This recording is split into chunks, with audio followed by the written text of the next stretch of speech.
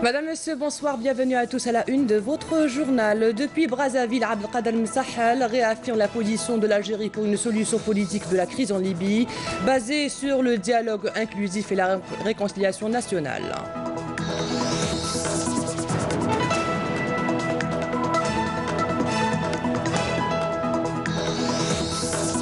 Environnement, nouvelle décision de la wilaya d'Alger en direction des unités industrielles pour stopper la pollution du lac de Regaya, classé dans la liste Ramsar.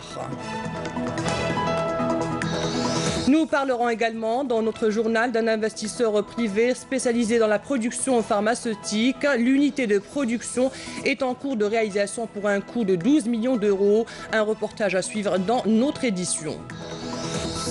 De l'histoire également dans notre journal, vous allez suivre un reportage sur le fort de Taza, un lieu qui renvoie vers l'époque de la résistance de l'émir Abdelkader face au colonialisme et un site archéologique où d'importantes pièces ont été découvertes, à suivre dans quelques instants.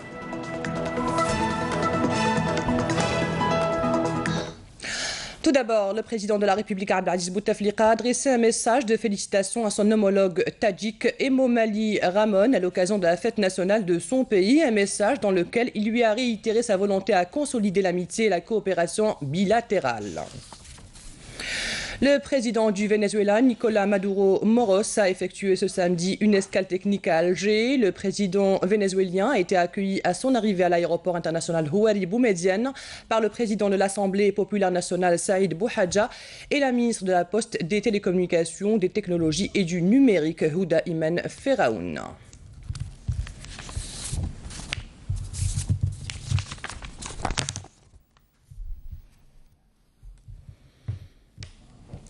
Le ministre des Affaires étrangères Abdelkader Msahel a pris part aujourd'hui en qualité de représentant du président de la République Abdelaziz Bouteflika aux travaux de réunion du comité de haut niveau de l'Union africaine sur la Libye qui s'est tenu à Brazzaville en République du Congo.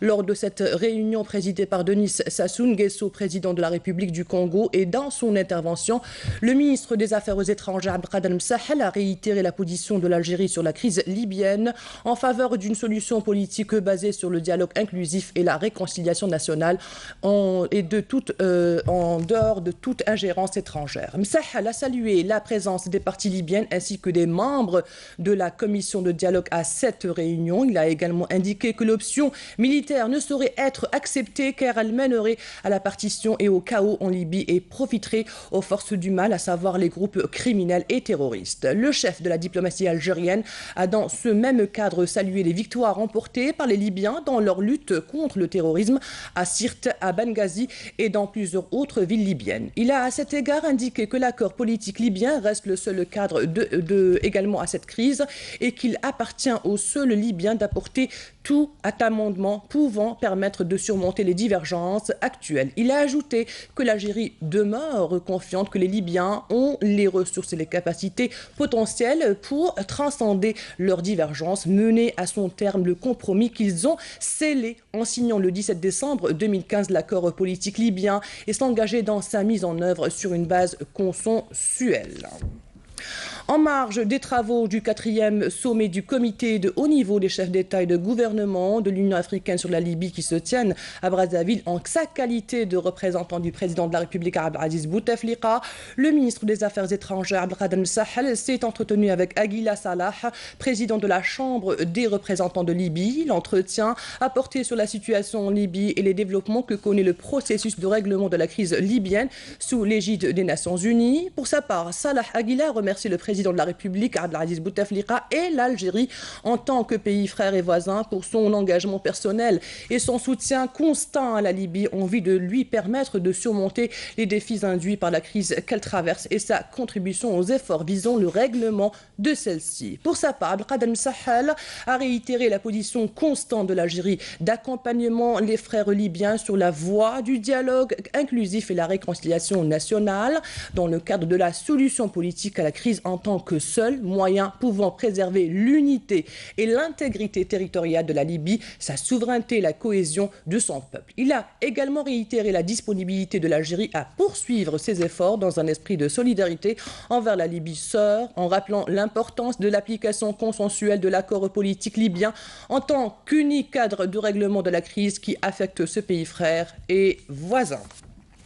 Toujours à Brazzaville, le ministre des Affaires étrangères Abdelkader Sahel s'est entretenu avec son homologue tunisien Hermis Djinaoui. L'entretien a porté sur l'état des relations bilatérales ainsi que sur les voies et moyens de leur renforcement et leur élargissement au bénéfice des deux pays. S'agissant de la crise libyenne, l'entretien a permis de relever une convergence des positions de l'Algérie et de la Tunisie, tous deux pays voisins de la Libye qui appellent constamment à un règlement politique rapide de la crise en Libye à travers le dialogue inclusif et la réconciliation nationale. Les deux ministres sont convenus de poursuivre la coordination et la concertation entre les deux pays, et ce, dans le cadre de l'ensemble des mécanismes dont ils font partie, y compris ceux des pays voisins de la tripartite regroupant l'Algérie, la Tunisie et l'Égypte, ainsi que celui du comité de haut niveau de l'Union africaine sur la Libye, en vue de contribuer aux efforts à hâter l'aboutissement de la solution politique dans ce pays frère et voisin. Le ministre des Affaires étrangères, Abdelkader Sahel, s'est entretenu avec le représentant spécial du secrétaire général des Nations Unies pour la Libye, Ghassan Salem.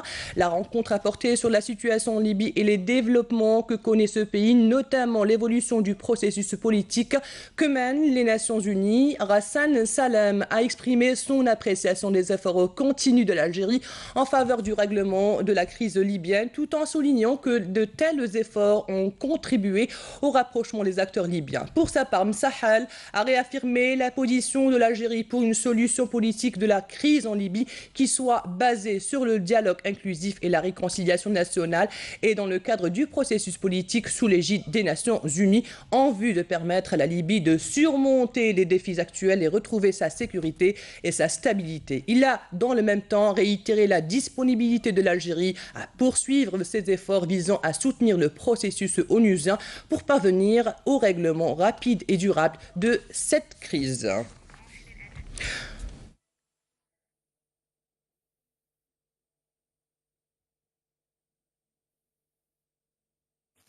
Allahu Akbar, Allahu Akbar. Ashhadu an la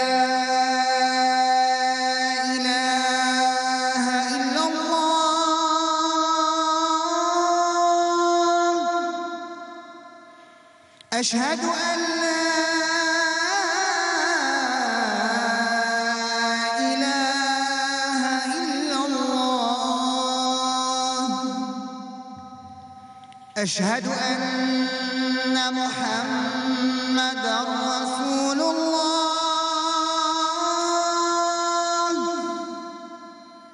أشهد أن محمدًا رسول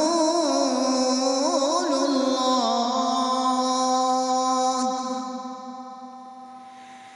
حي على الصلاة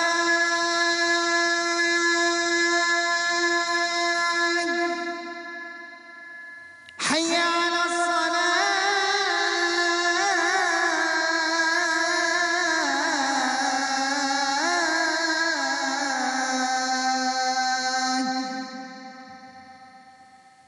حي على الفلاح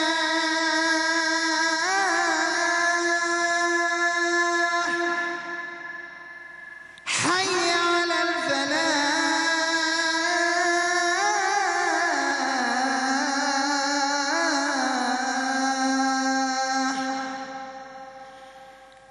الله أكبر الله أكبر لا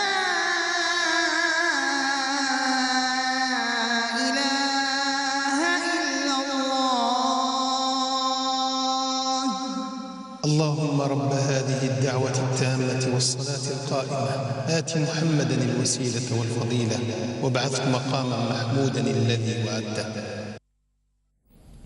تقبل الله صلاة الجميع.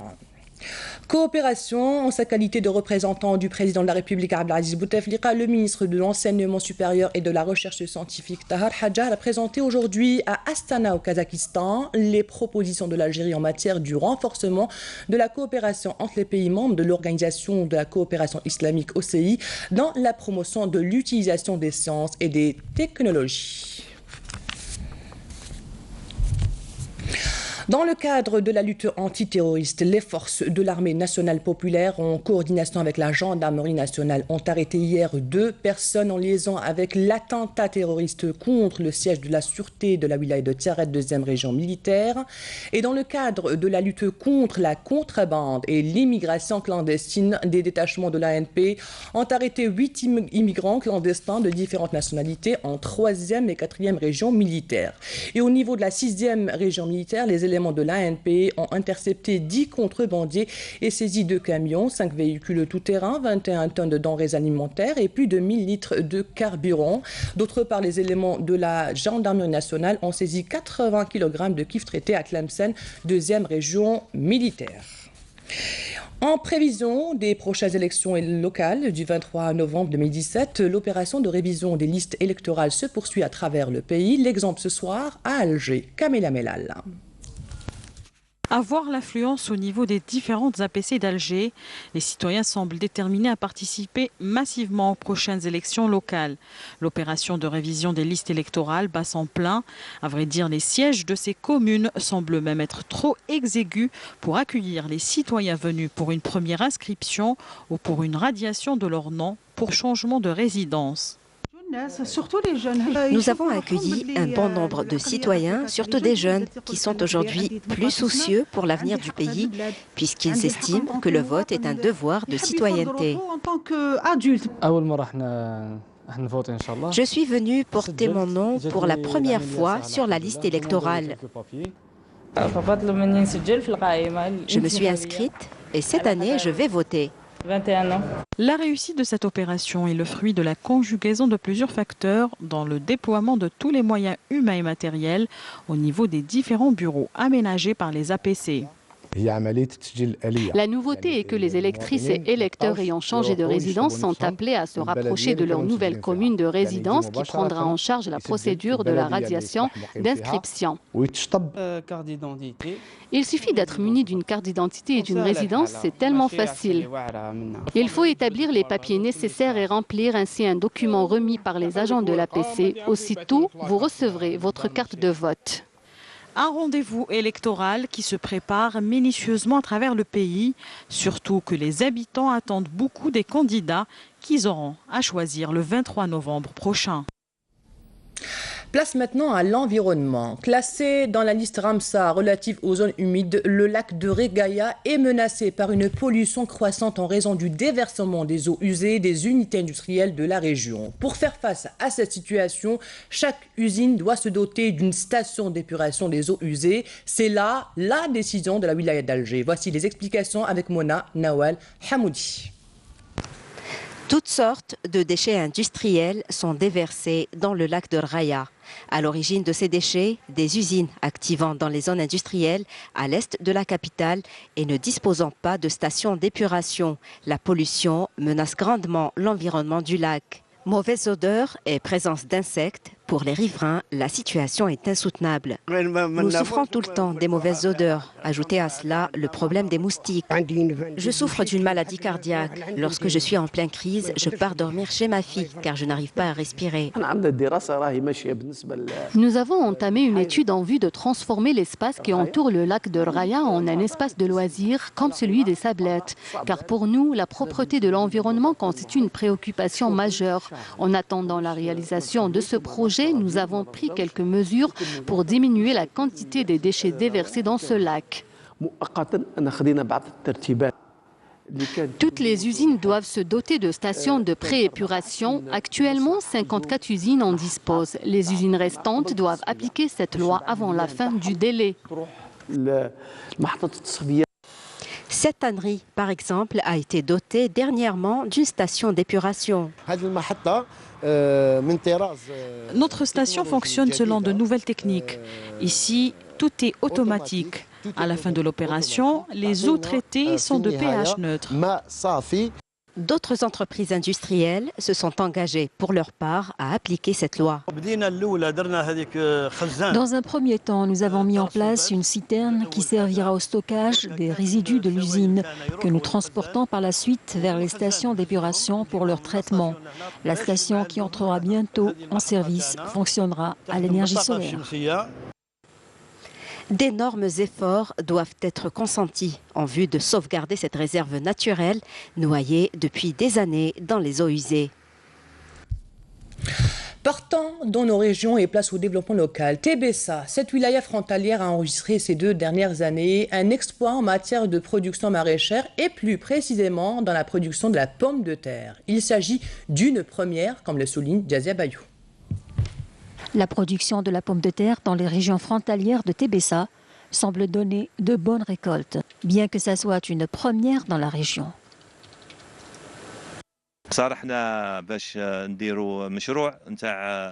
Ce qui nous manque aujourd'hui, c'est de concrétiser un projet d'alimentation en eau à partir du barrage El Wenza, et ceci dans le but d'irriguer de plus grandes surfaces agricoles dans cette région. Malgré la bonne récolte, les agriculteurs relèvent quelques problèmes.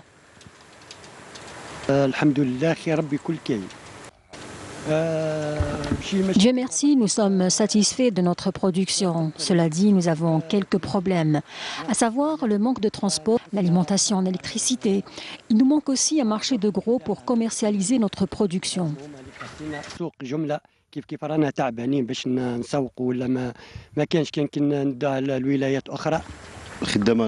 Nous avons un manque de main-d'œuvre, d'électricité surtout, d'alimentation en eau pour irriguer toutes les surfaces agricoles.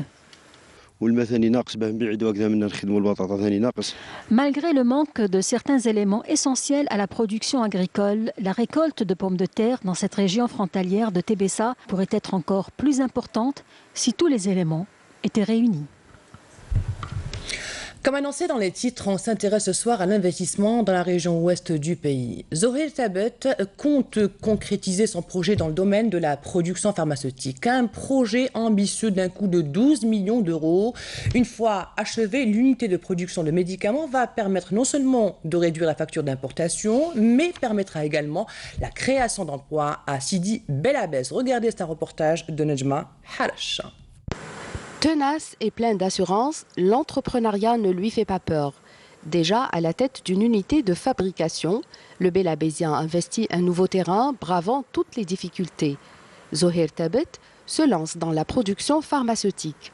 Après 4 années de travail de dur labeur, les machines devront se mettre en marche dès janvier prochain, avec un processus de fabrication répondant aux normes strictes de qualité, de sécurité et surtout d'hygiène. L'étape 1, c'est l'entrée, c'est-à-dire la personne doit être propre.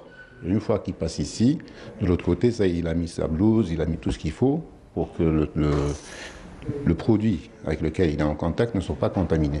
Après, nous avons d'autres étapes dans lesquelles il faut passer par le mélange, après la forme du comprimé, la gélule, et après, la 3e étape, ça sera le produit final. Le produit final, c'est une gamme de médicaments sous forme sèche destinés à différentes pathologies. Ça peut être le truc cardiaque, tout ce qui est hypertension, diabète, arthrose, neuro. C'est un éventail de produits qui est très très large. S'étalant sur une superficie de 300 mètres carrés, ce projet vient renforcer la disponibilité de médicaments sur le marché national avec une capacité de production de 10 millions de boîtes par an. Un projet ambitieux, pourvoyeur de richesses et générateur d'emplois qualifiés. C'est un projet qui va créer de l'emploi, c'est un projet qui va aider énormément les jeunes diplômés parce que nous avons besoin de biologistes, de pharmaciens, nous avons besoin d'ingénieurs, de techniciens pour l'entretien des machines et tout. Implanté dans la zone industrielle de Sidi Belabès, cet investissement vient promouvoir le climat des affaires dans toute la région afin de relancer l'activité industrielle. Divisée en 380 lots de terrain, la zone industrielle de Sidi Belabès abrite aujourd'hui 137 activités industrielles et économiques. Le reste du foncier demeure inexploité. Et puis cette information, les éléments de la gendarmerie nationale de la section de recherche ont pu saisir à Oran près de 100 kg de kiff traités et plus de 240 comprimés psychotropes.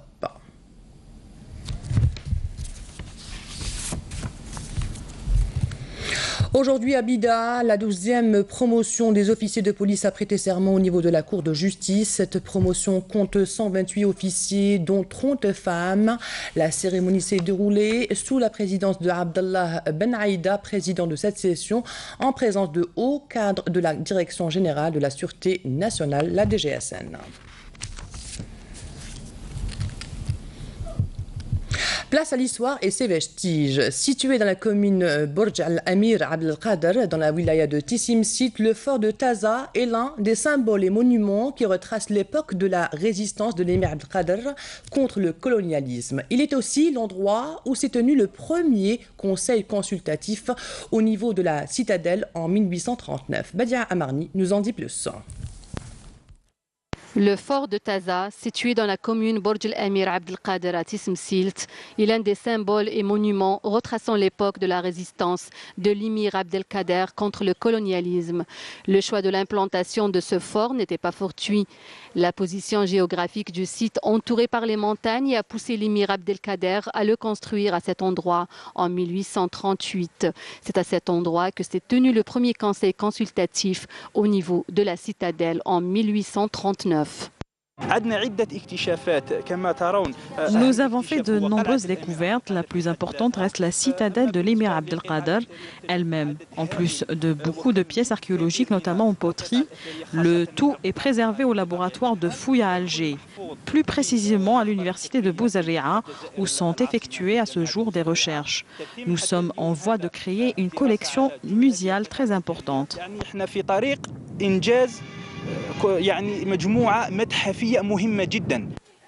Les ruines du fort de Taza restent entières. En plus de la poterie, des pièces de monnaie ont été retrouvées, de même que ce moulin, témoin de cette époque.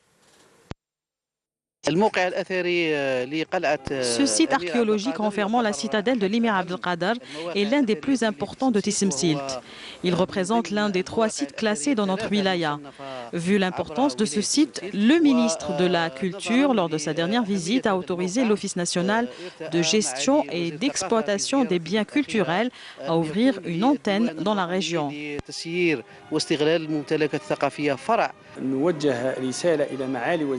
Nous lançons un appel au ministre de la Culture et au wali de Tissimsilt pour ouvrir un musée dans la région pour préserver les pièces archéologiques gardées à l'université d'Alger. Le fort de Taza n'a pas encore révélé tous ses secrets. Ce site archéologique doit être préservé pour poursuivre les fouilles déjà entamées. Et on termine notre journal avec un bol d'air iodé avec la première traversée de la baie d'Alger en voilier habitable et caravelle au niveau du port El Jamila ex-La Madrague. Hakim Keshrouda. Qu'ils soient jeunes ou âgés, filles ou garçons, ils ont tous répondu présents pour prendre part par une belle journée ensoleillée à cette compétition dont l'objectif principal était avant tout la promotion de ce sport. C'est la première édition des voiliers, c'est une première édition, c'est pas une compétition, où on va essayer de faire plusieurs éditions chaque année pour la promotion de cette discipline qui fait partie des séries de la Fédération algérienne de voile. Pour cette première édition, nous avons 10 bateaux écoles, plus 6 voiliers, c'est des habitables, c'est des grands voiliers. On va essayer de faire la traversée de la baie d'Alger pour la première édition. C'est bon, elle rentre dans le cadre de la promotion de la voile au niveau de la wilaya d'Alger, éventuellement l'année prochaine sur d'autres wilayas. Pour la présidente de la Ligue d'Alger, le manque de moyens fait énormément défaut à cette discipline qui attire de plus en plus d'adeptes au sport de voile. C'est un événement promotionnel. Il va nous aider à promouvoir la discipline au niveau de la wilaya d'Alger, surtout qui on manque de base nautique. C'est-à-dire on a besoin d'avoir on fait appel au Wali d'Alger de nous aider à ancrer cette discipline au niveau de la wilaya avec une base nautique et aider nos clubs, surtout le côté ouest d'Alger. Le côté est, alhamdoulilah, les autorités locales sont là, on a beaucoup de clubs là-bas par rapport à l'école de voile aussi. Mais au niveau du centre et niveau ouest, nos clubs se sont en difficulté, sont en location. Mais d'abord que les autorités locales nous aident à ancrer de la discipline au niveau de la wilaya. La compétition, quant à elle, qui promettait une grosse bataille sur l'eau entre les participants, n'a finalement pas eu lieu. L'invité le plus important s'est fait attendre et n'est pas arrivé. Le vent a fait défaut, gâchant ainsi une belle opportunité aux équipages de se mesurer et a obligé les participants à attendre dans leur embarcation, ce qui nous a permis, à nous, de passer un beau petit moment en compagnie du capitaine de l'INA 2, le voilier habitable de 14 mètres, qui était favori pour décrocher la première place. Et voici maintenant le rappel des titres. Depuis Brazzaville, Abdelkader Msahel réaffirme la position de l'Algérie pour une solution politique de la crise en Libye basée sur le dialogue inclusif et la réconciliation nationale.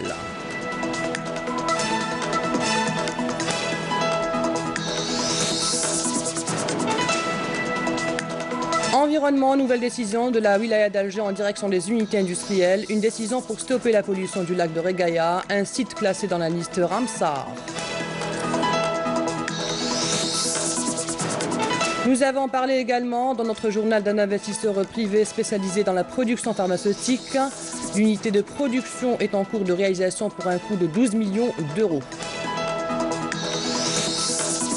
De l'histoire également dans notre journal, vous avez suivi un reportage sur le fort de Taza, un lieu qui renvoie vers l'époque de la résistance de l'émir Abdelkader face au colonialisme et un site archéologique où d'importantes pièces ont été découvertes. C'est la fin de cette édition préparée par la rédaction de Canal Algérie. Merci à vous de l'avoir suivi. Bonne soirée.